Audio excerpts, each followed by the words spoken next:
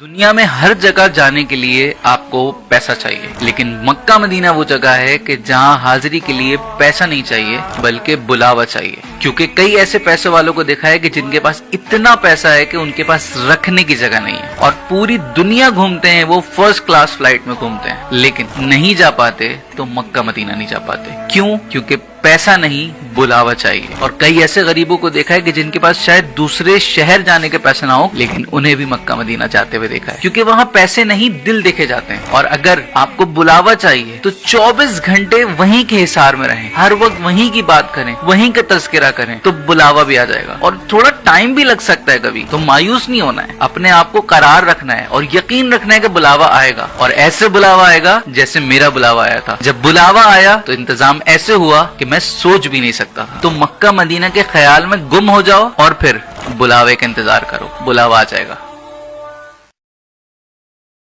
बुलावा जरूर आएगा।